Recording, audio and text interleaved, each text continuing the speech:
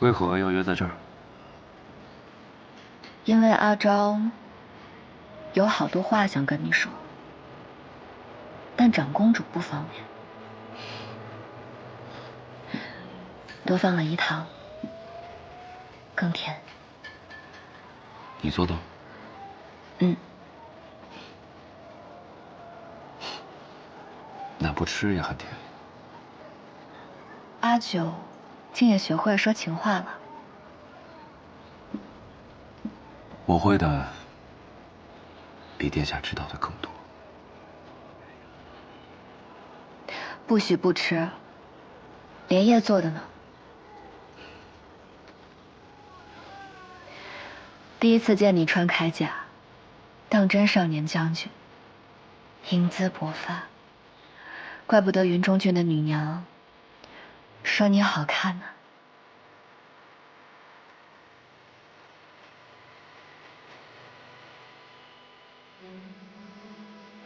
云中郡的女娘，没你说的好听，长得没你好看。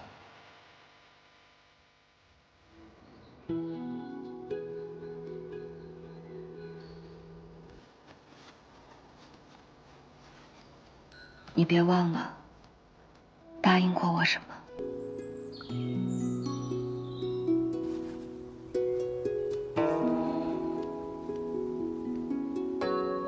忘不了。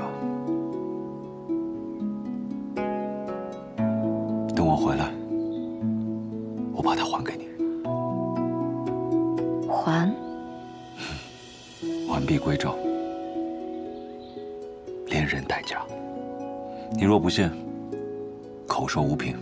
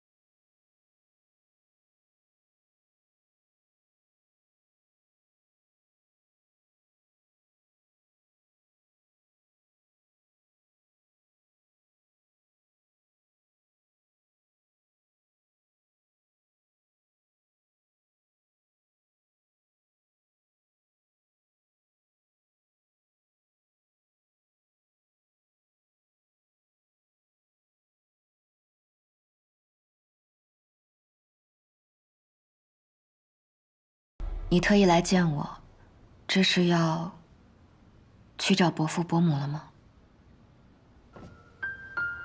我从小就想嫁个好男人，在自己的后院过一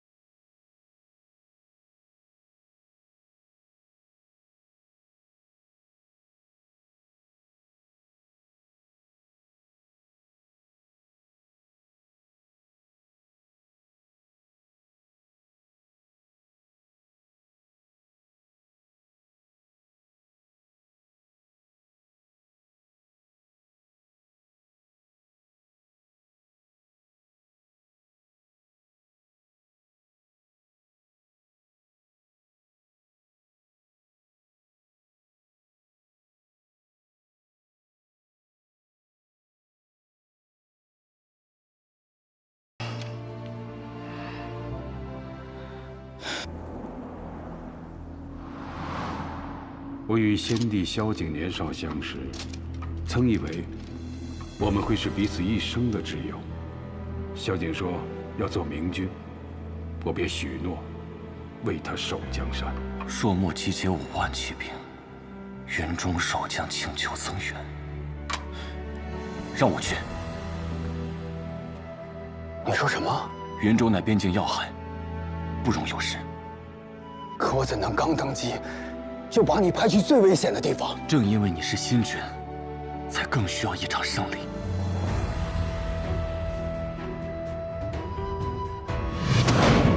卓楚灵任魏将军，统领边军，即日赴任云中郡。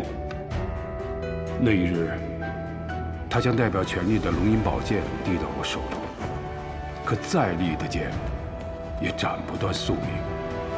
我步入云中的第一站，便遇见了他。男人小儿，可敢与我一战？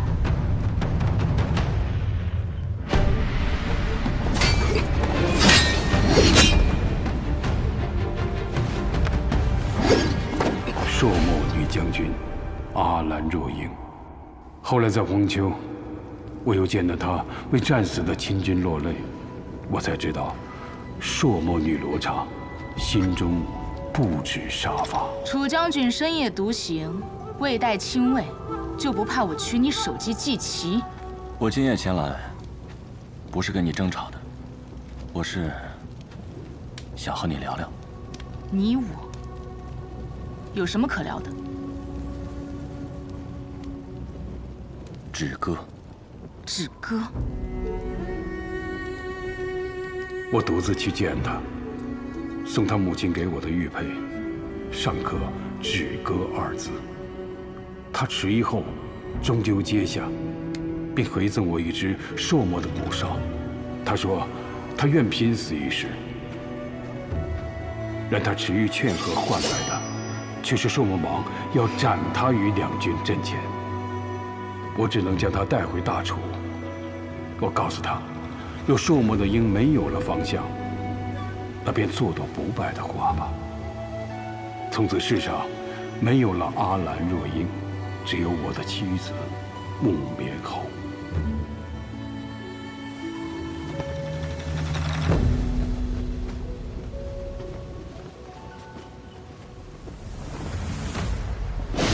直到楚都的圣旨传来，我的君王要我亲手了断自己的誓言。他说，去母留子是为我的前程，也是为了楚氏全族。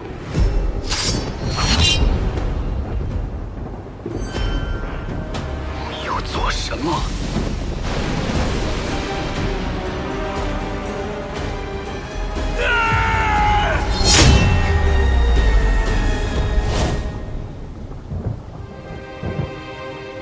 朕自请一世入守云中郡，非奉诏，永不踏入皇城半步。那一刻，我才懂，最锋利的剑斩不断帝王心术。我终究无能，只能用一场剿匪，将他深深藏进藏木寨。传捷报！贼首木棉红跳崖自尽，当场伏诛，以告皇恩。你出生那一日，他精神唤你楚州。他说：“愿你长大之后，这世间再无战火，每天都能平安地看到太阳升起，朝如初阳。你呀，你便叫楚昭吧。昭昭啊，你要无忧无虑地长大。如果以后有人问起你的母亲，你便告诉他们，你的母亲生活在楚都，琴棋书画样样精通。她虽然不能陪着你长大，是他，他比谁都爱你。阿正，这就是你要的当啊！阿爹在说什么胡话？这又是哪里听来的话本子呀？一点都不精彩。阿爹以后不要再讲了。阿爹没有骗你。我娘是楚都贵女，是大家闺秀，不是什么说墨女将。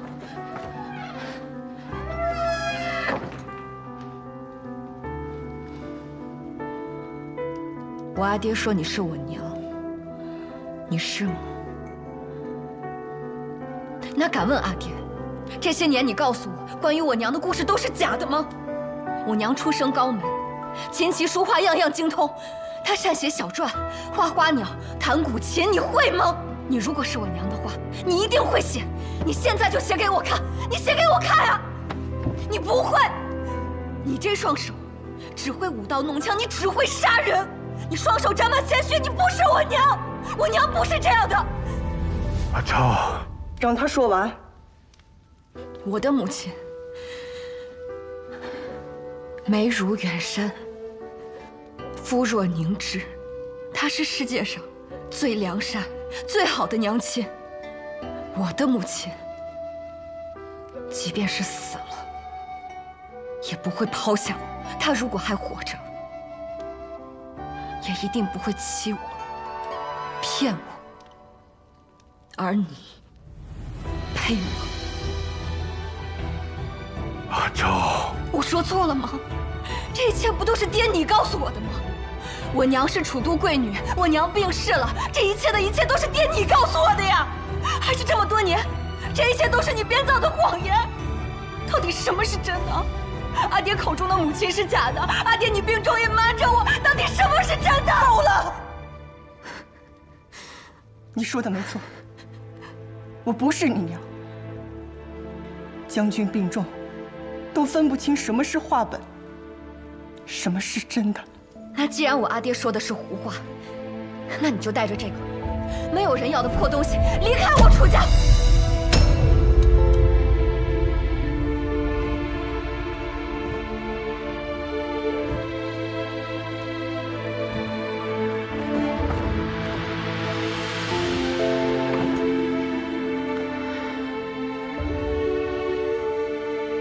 你这是何苦啊？她现在不光是你楚灵的女儿，更是大楚长公主。她的母亲不能是一个硕魔人，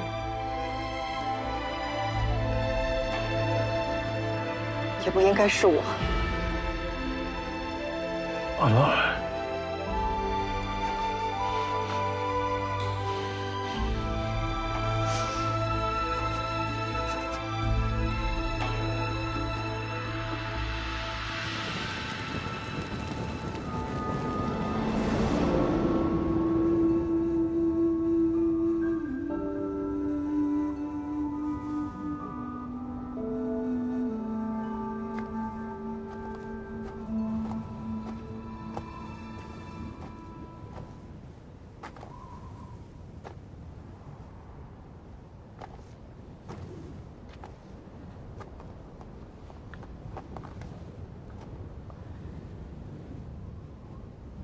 他凭什么替我决定该怎样活着？或许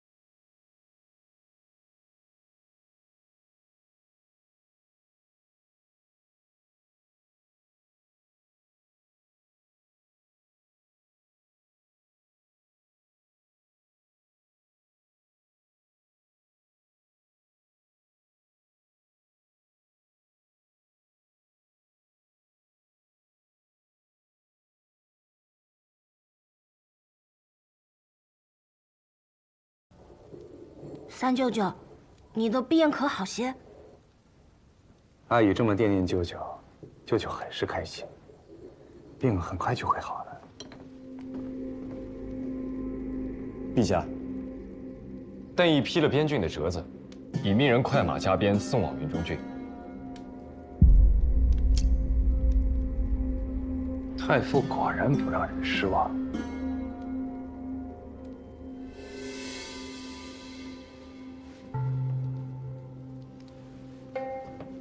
阿爷，你知道以子之矛，攻子之盾？不知道没关系，舅舅教你。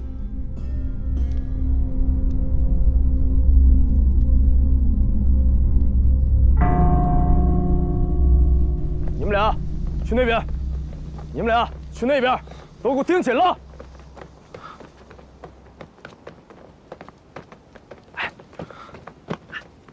听说朝廷的奖赏批下来了，你不是便要前去边郡赴任了？明日便启程。太好了，你们梁氏一族能否再兴，就看你往后的建树了。这次能成，也是靠机会。机会？梁家本为戴罪之身，加官封赏亦是有困难，只是好在有贵人扶持，加上朝中局势相护，这才顺利通过。贵人？能够帮到我们梁家翻身的，都是贵人。但我怎么听说，这次的赏赐名单是长公主给的？她与普通女子确实不同。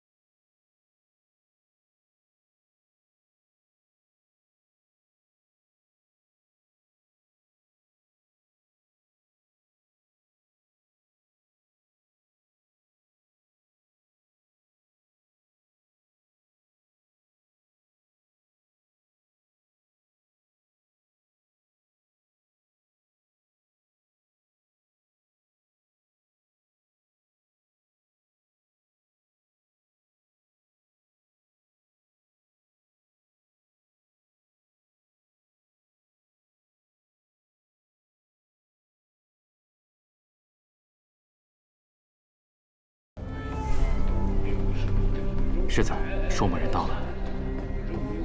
世子大意，小南军会出兵协助我军攻打望城，可世子非但没有出兵，还眼睁睁看着我军兵败，折损大半，我军残部全数死于云中军境内。不知世子作何解释啊？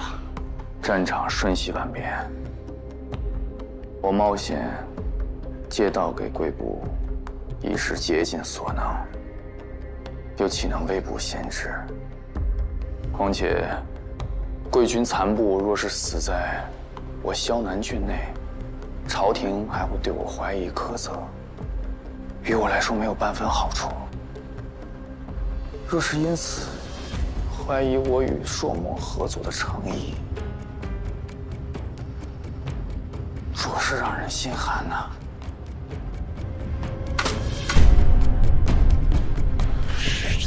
不知，就让我朔漠将士白白送死吗？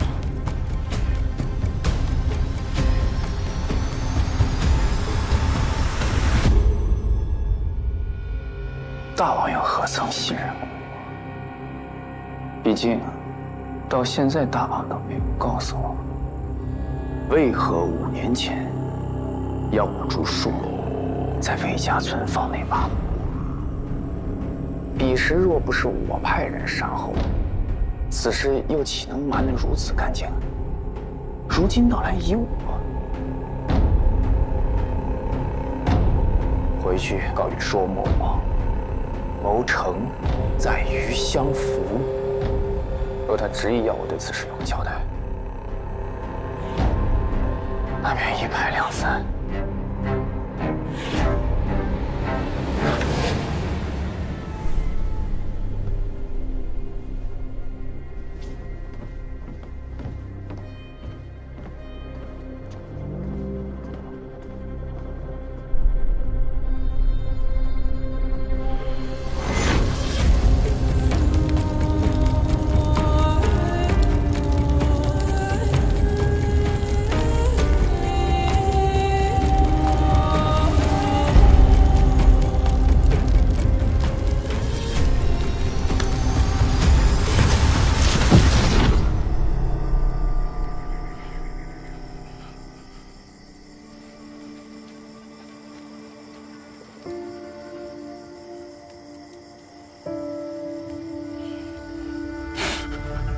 阿九，你做噩梦了。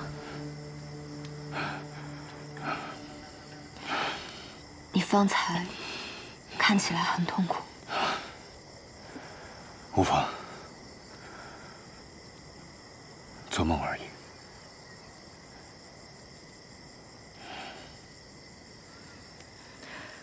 马上就。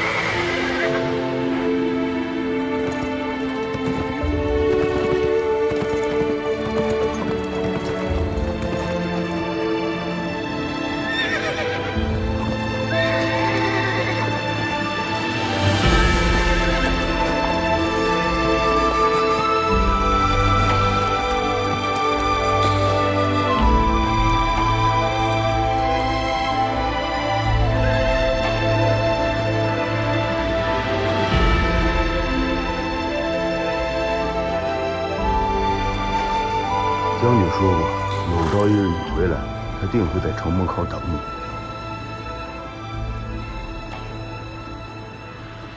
是，你是从无败绩的大楚战士，是万人敬仰的魏将军。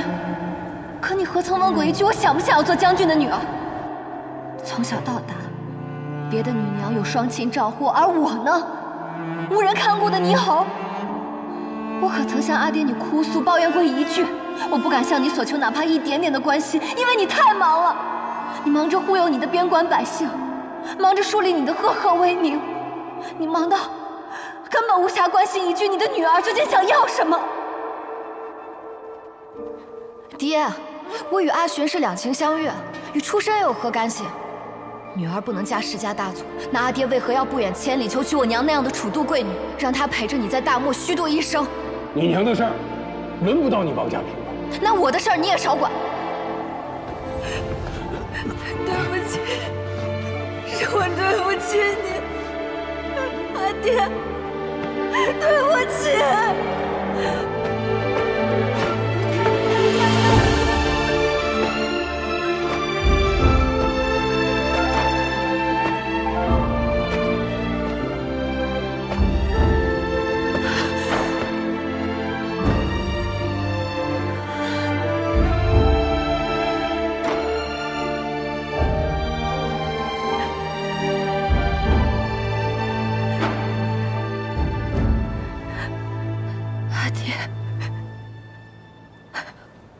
终于回来了。好，回来就好。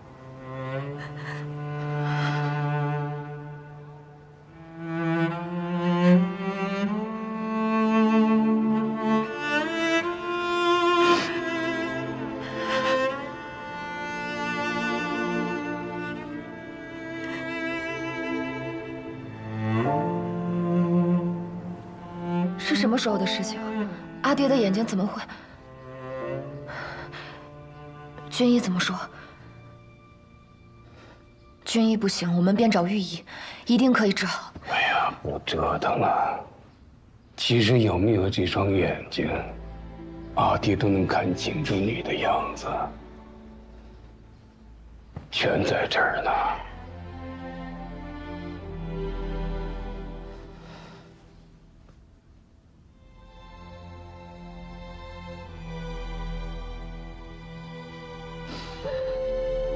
其实，眼睛看不见这段日子，阿爹的心里反倒平静许多。或许是老了，总会想起以前的事儿，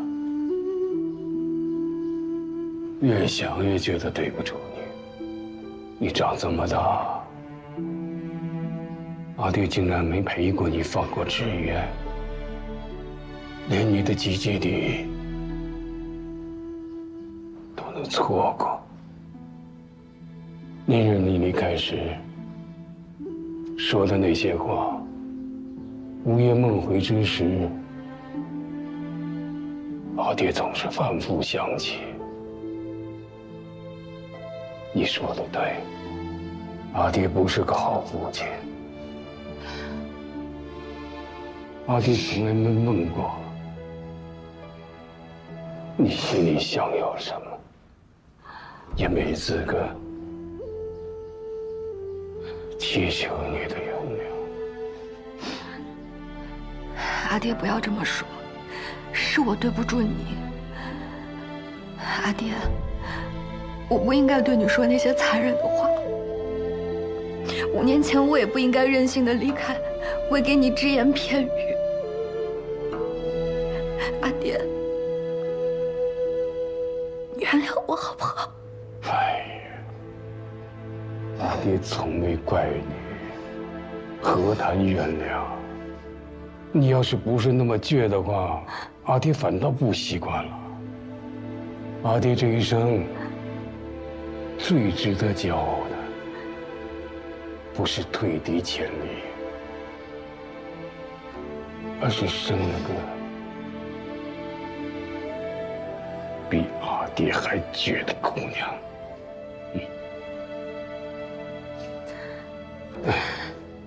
望城大捷之日，阿爹心中欢喜，让长征代笔写了一首贺诗。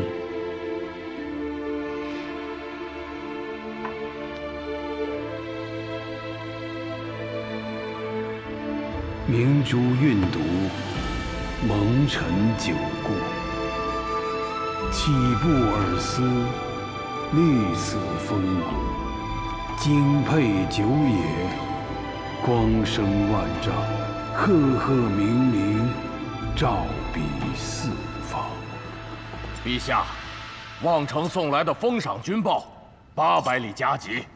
陛下还没开口呢，这长公主便亲自论了赏，怕不是想越俎代庖吧？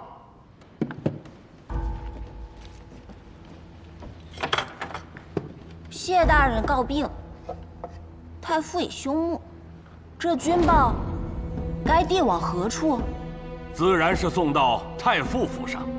太傅乃先帝钦点辅政，军国大事岂能绕过？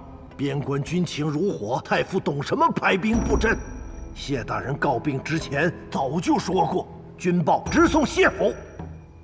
太傅也早有明令，边务须经太傅府复核。高阳谢氏100年门阀，有些事情记不清了。这谢氏出现几位宰辅啊？本朝开国以来，6位。那就送去谢府。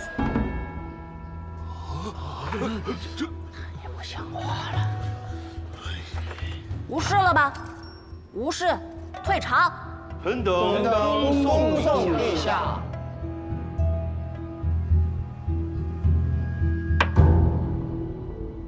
公子，你听说了没？今日在朝堂上，我谢家大获全胜，说是御史那老匹夫气得都快晕过去了。我与你说过多少回，在外行事切忌张扬，凡事盈满则亏。那人家夸公子，夸咱们谢家，我难不成还谦虚不成？我当然受之无愧。也罢。公子，您不看看军报内容吗？这封军报你送去太傅府吧。送去太傅府？公子您不自己批吗？这封军报只有太傅能批。可万一太傅他不……他会批的。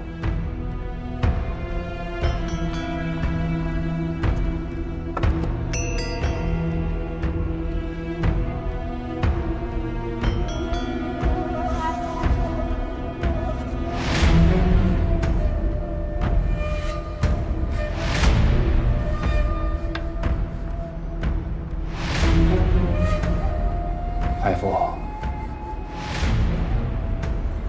你输了。何必动怒？谢艳芳这样的对手，急不得。他抢到了军报，连批都懒得批，分明是在羞辱本官。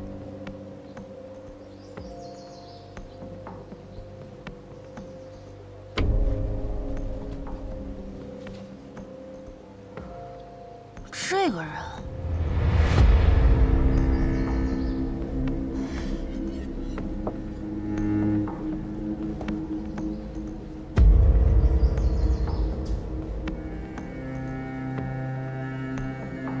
是他。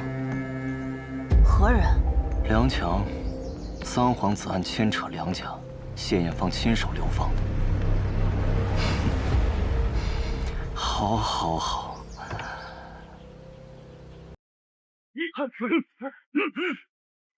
对面的人听着，把车上的宝贝都给老子留下！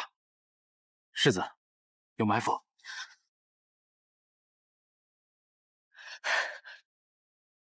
识相点了，老子还想饶你们一命，否则把你们统统杀掉！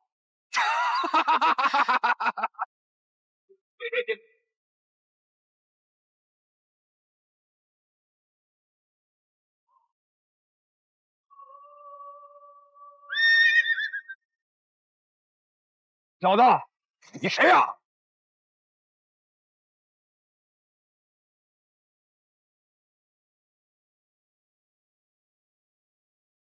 郭总，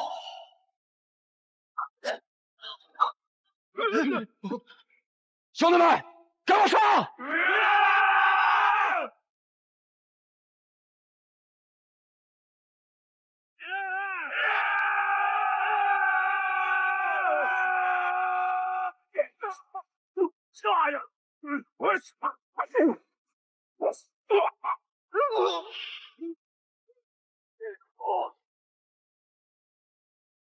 世子，属下从未见过如此狠辣的剑法，招招致命要害。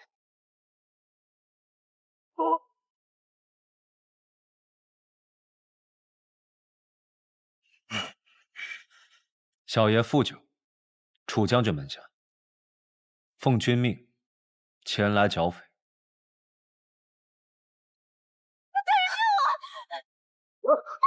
别过来！再过来我就杀了你！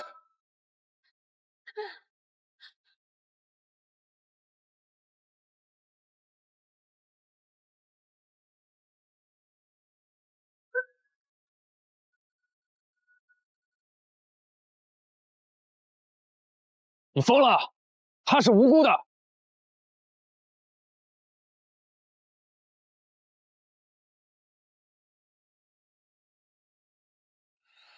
愚蠢！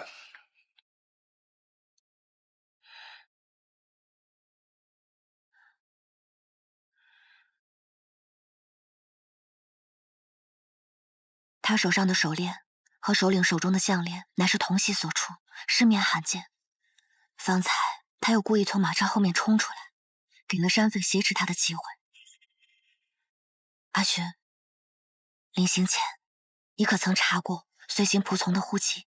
前几日，我确实发现仆从中有几张生面孔，却因急着赶路，未曾细查。你大意了。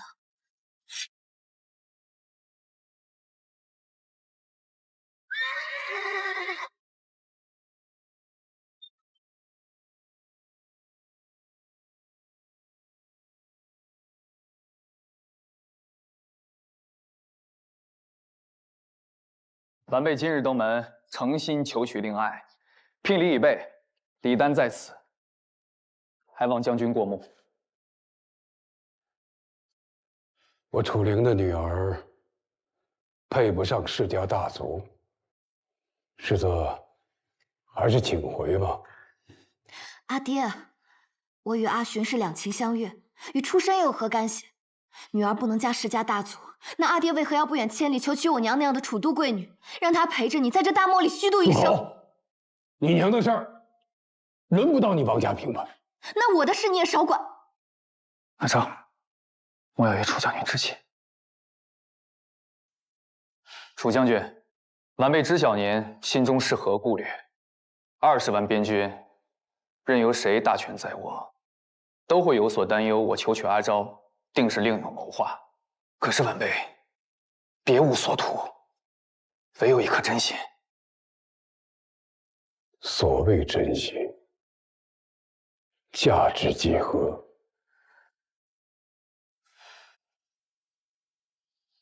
5年前，我入京为质，圣上赐世子府，这座宅邸于我，既是恩赐，亦是枷锁。陛下留我性命，是为制衡萧南郡；父王送我入京，是为保全家族。这些都由不得我选。楚将军说的没错，确实也无人在意我的真心。 这么多年来，楚都的流言蜚语从未断过。晚辈已经习惯了忍受和无从辩驳。可是今日不同，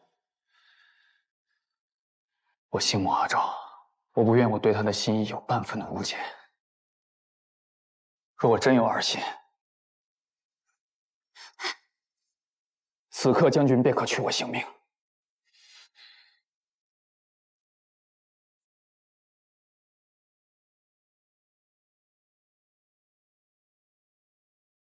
阿爹想为难的，究竟是萧南王世子，还是我的夫婿？若阿寻今日当真自戕明志，阿爹可会满意？此事到此为止。世子，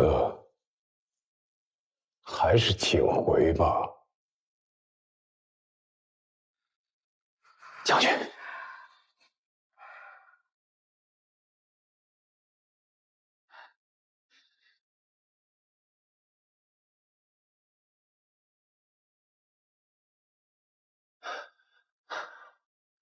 将军，阿昭，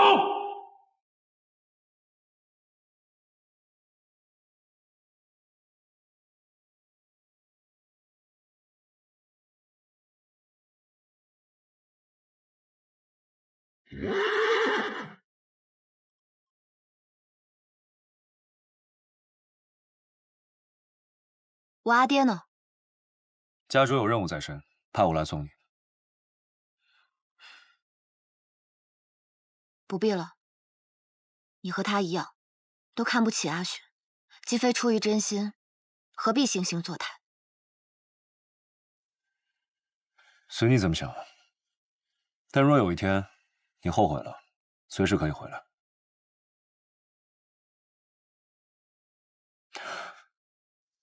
这是家主跟我说的。那也请你替我转告楚将军。 我不会后悔，也不会回云中。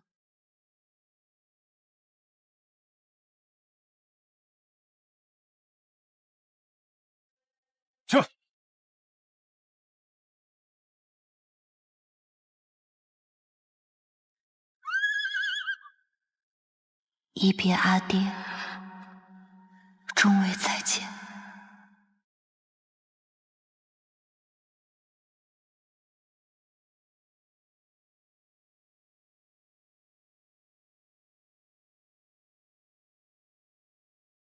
自云中归返楚都后，我日日思念阿爹。阿爹非是无情，只是不善表露舐犊之心。于是我就常做些阿爹爱吃的沙枣糕，月月遣人送往云中。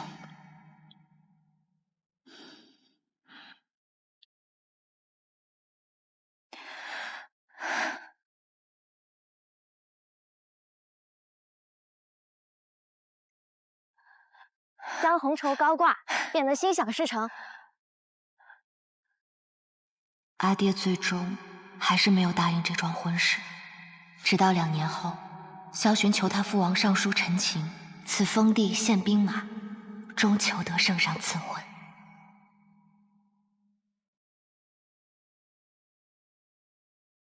奴婢刚替你卜卦了，凤凰于飞，会会祈雨，大吉。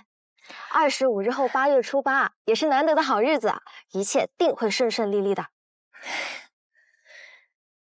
话又说回来，就算世子敢对你不好，将军恐怕都不能答应。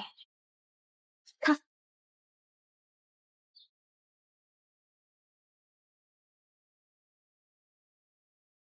傅九说是奉命来给娘子送嫁妆，但谁又不知道啊？这就是将军派了人来给娘子撑腰呢。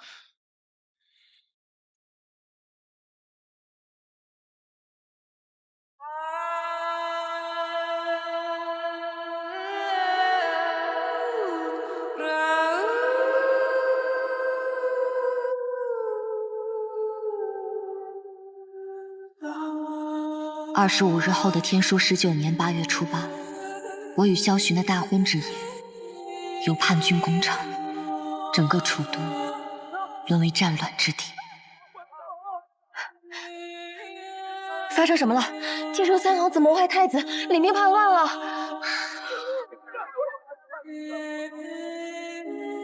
阿寻呢？世子有令，保护楚娘子，请2位待在楚园。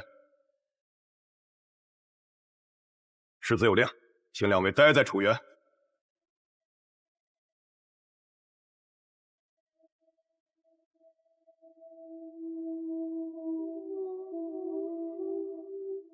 阿寻杀了三皇子，终止了这场叛乱。800里加急，皇上驾崩，三皇子作乱伏诛，太子皇长孙病薨。萧南王世子萧洵戡乱有功，奉遗诏即皇帝位。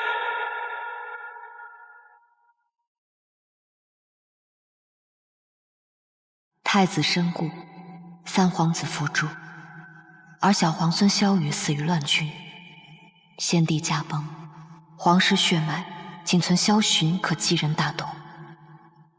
3日后，萧洵登基，改年号为安平。一段染满鲜血的夺嫡争斗落幕，史称安平之乱。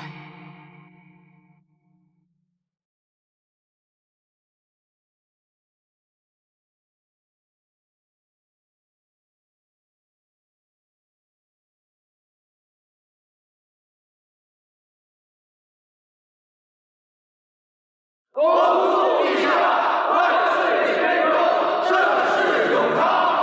恭祝陛下万岁千秋，盛世永昌。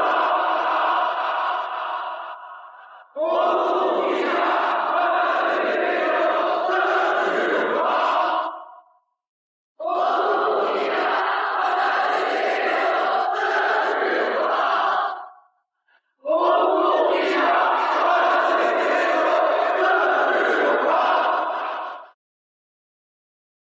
臣为奉诏而返，自知其罪，还请陛下责罚。丈人何出此言啊？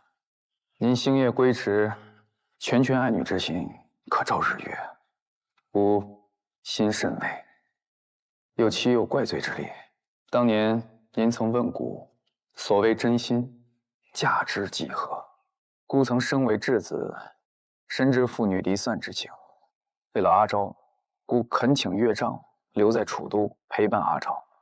至于边郡，孤自会安排妥当。不知岳丈可否答应孤的请求？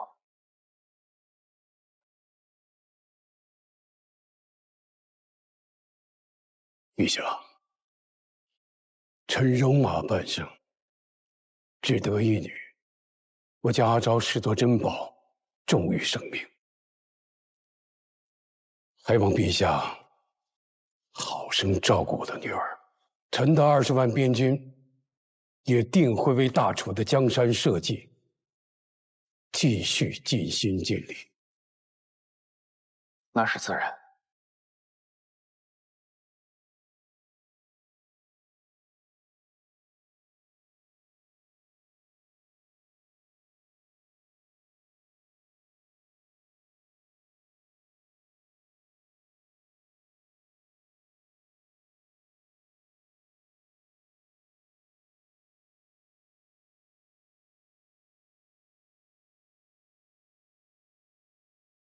阿舅，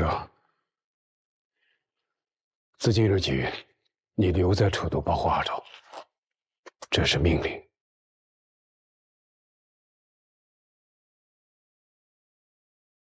这。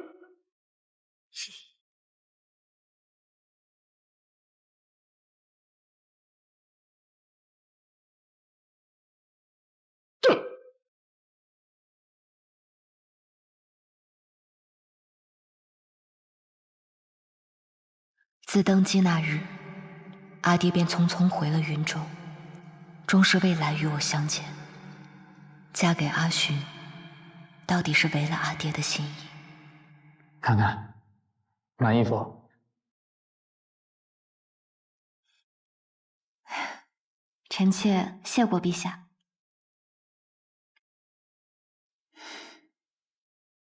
昨日王后提议减免织造税。可否同孤具体说说？全当是这苗眉的谢礼。阿寻对我既敬且爱，他虽贵为天子，却常与我商议朝政，更屡屡将我的见解采纳施行，化作安民之策。见到百姓称颂，民生渐安，我想这或能让阿爹安心一二。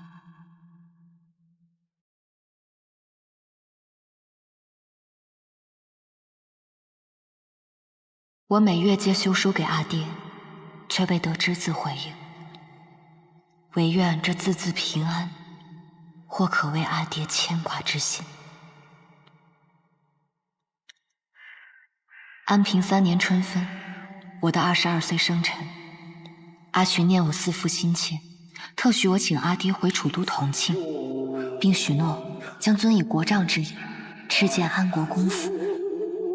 我心中忐忑，却更生出灼灼期盼。边军卸甲。将军，真的要卸吗？阿昭的生辰礼，卸吧。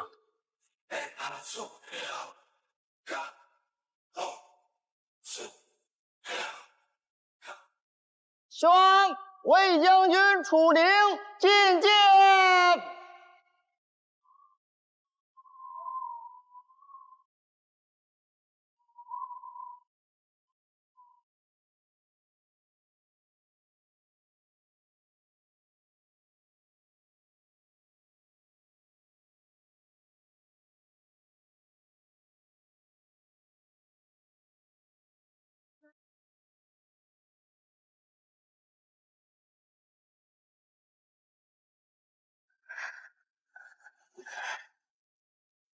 去吧，阿昭，孤等下还有一个惊喜要给你。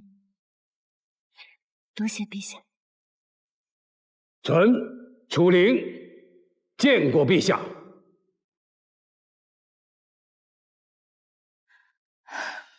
阿爹，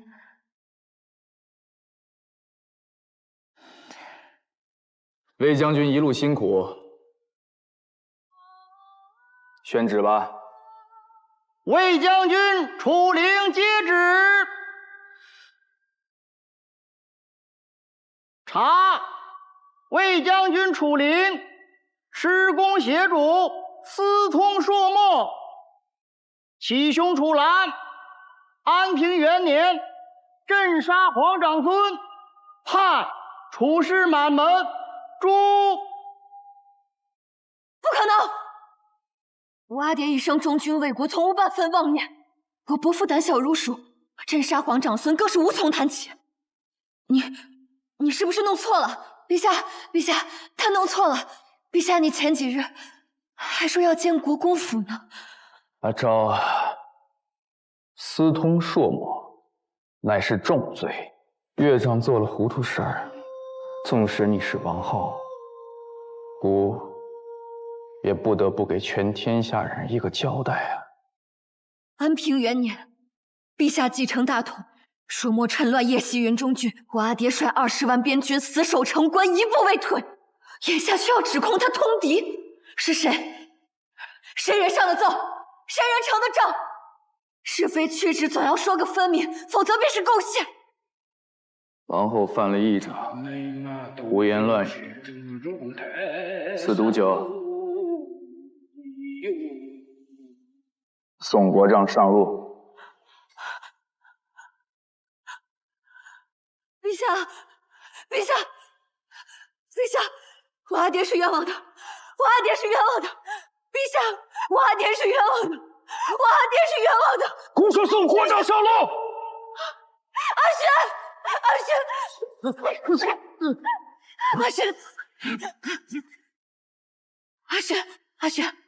轩，我阿爹是冤枉的。阿轩，求你放过我爹，阿轩。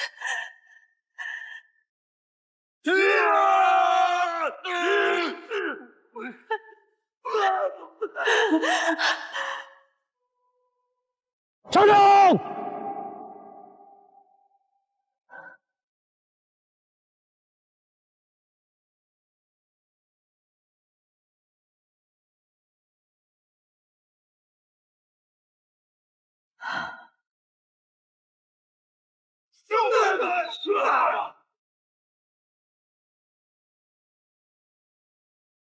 那边军的尸骨，安你的帮平你的天下。原来这才是你的真心。登基当日的叮嘱，孤一刻都不敢忘。将军放心，日后你的20万边军还会继续为孤、为大楚尽心尽力。魏将军楚灵殿前霸道，意图谋反，即刻诛杀！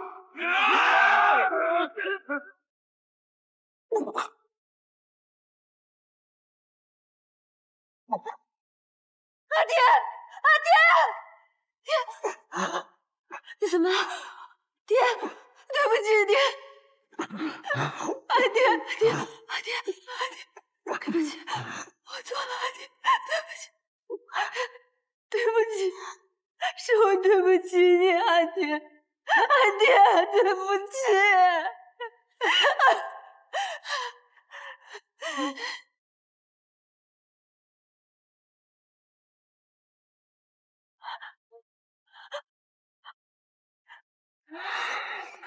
小轩，你要做什么？阿昭，你要做什么？不要！这就是姑给你的惊喜。不要！小轩，你放过我爹！不要！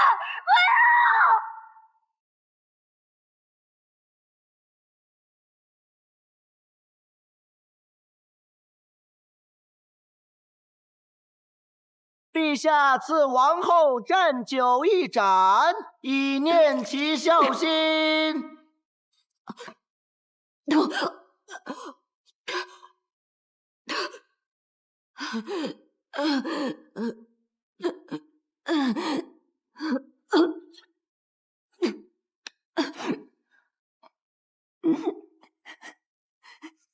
我知道你怨姑，可你要知道，如今姑若不治了楚灵的罪，如何能将那20万铁骑收入帐？如今天下皆在姑的掌控之中，唯独你爹那20万边军例外。你叫姑如何能坐稳这江山？坊间所有人，都说姑的皇位是靠女人得来的，他们看不见姑3年来苦心孤诣的改革，看不见姑的励精图治，看不见姑付出的一切，他们眼中只有你爹，只有那20万边军。你说过，你不在意的。姑怎可能不在意？这20万边军做复古之举，扰得朕彻夜辗转难眠，痛不欲生。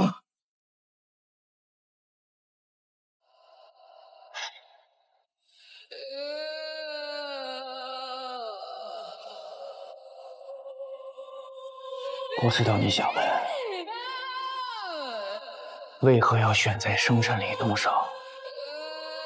因为阿昭，只有你的亲笔信，才能让他回来，才能让他卸甲，才能坐实无兵起者异能谋乱的罪名。阿昭，我那么聪明，怎会不知你的父亲愿意为了你那一封亲笔信放下戒心呢？1月17是你22岁的生辰礼，故以你旨召楚灵入京，赐国杖礼，建安国公府与皇城。你写封信，告诉他这个好消息。你为什么要将罪出家？为什么要这么对我？为什么？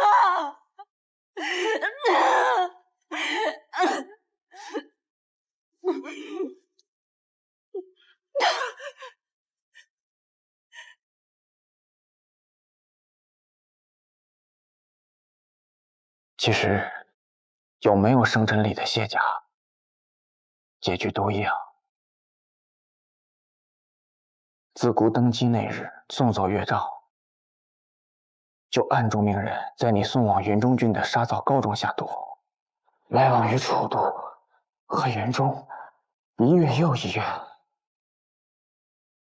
楚灵是一定要死的，不但死在姑的刀下，也死在女儿的小心里。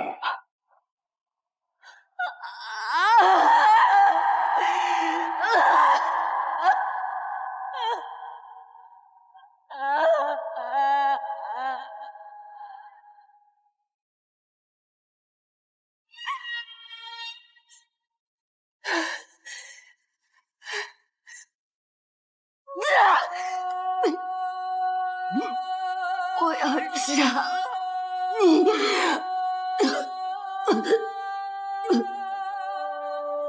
阿昭，安平3年，楚师灭族，镇国将军楚灵犯通敌罪业，殿前伏诛，请你哀痛过度，讨还血誓。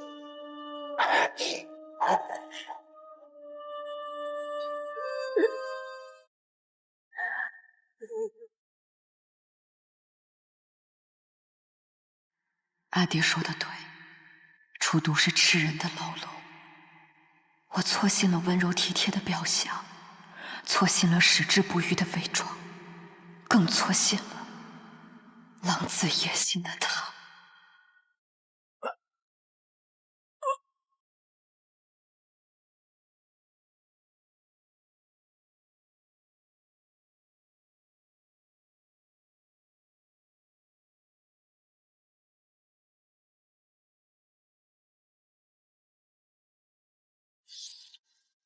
是他。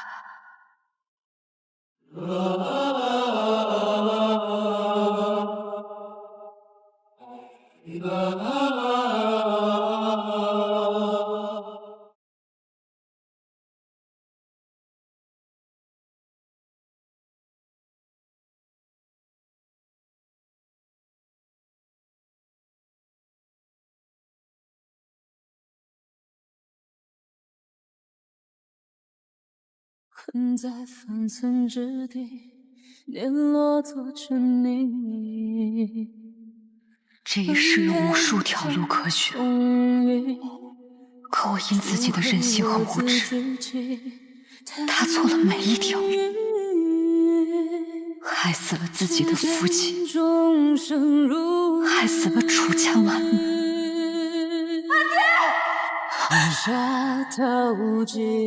也害死了我自己。举中举，散如雨，步步显忠义。纵使真结局，一命破残局。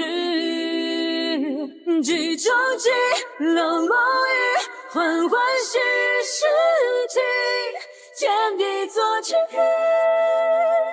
红尘不落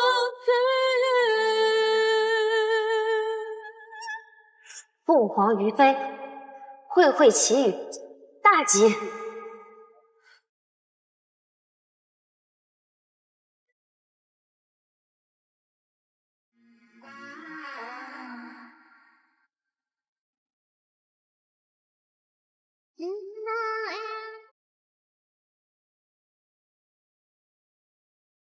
没收这华服凤冠12招能女穿，我求求阿昭别无所图，唯有一颗真心。我爱阿昭，我不愿我对他的心意有半分误解。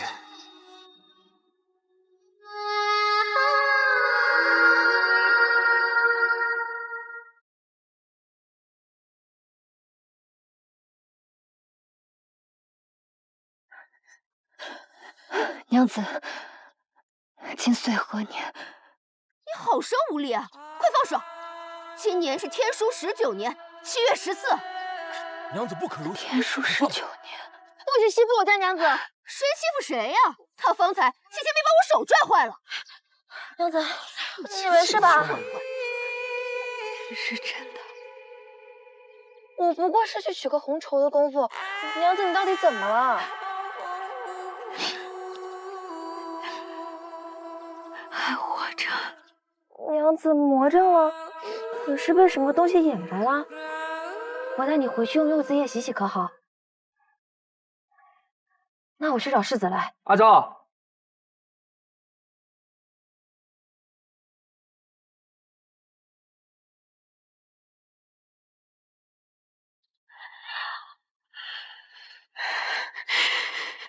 既君临天下，让我阿昭不必为离别掉眼。阿昭只需要如何能把自己打扮得漂漂亮亮的就好。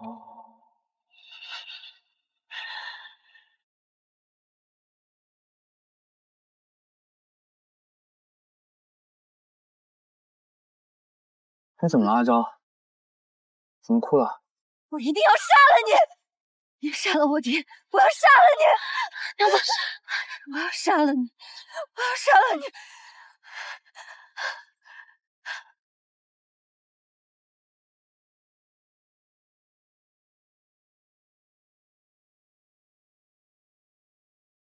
多谢副酒，替阿昭送驾。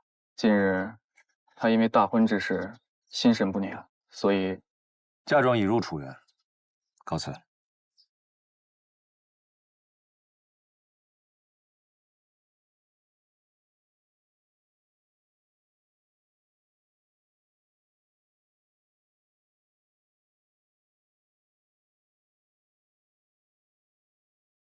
阿昭今日对我过于反常，到底是出了什么问题，让他判若两人？是不是三清观桶中跌落的意外，让世子妃受到了惊吓？不，他说的是你杀了我爹，我一定要杀了你！我对楚灵从未表露出任何敌意，阿昭为何突然说出这样的话来？难道他知道了我的计划？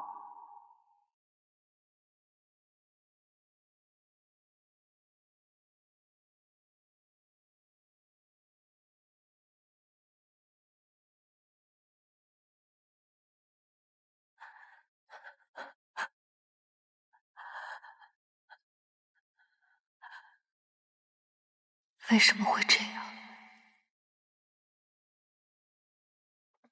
娘子，你到底怎么了？要不奴婢还是给你起一卦吧。算了，我能力不济，还是去请天师来看看吧。阿乐，天书19年8月初8，是我与萧寻的婚期，对吗？啊，先前圣上定好的日子，这一切都是真的。这都扎出血了，您不知道疼吗？对呀，会疼便是真的，是真的。祖宗，你别吓我，这都发生什么了？你告诉我好不好？娘子怎么又哭了？阿乐，你去替我熬碗安神汤吧。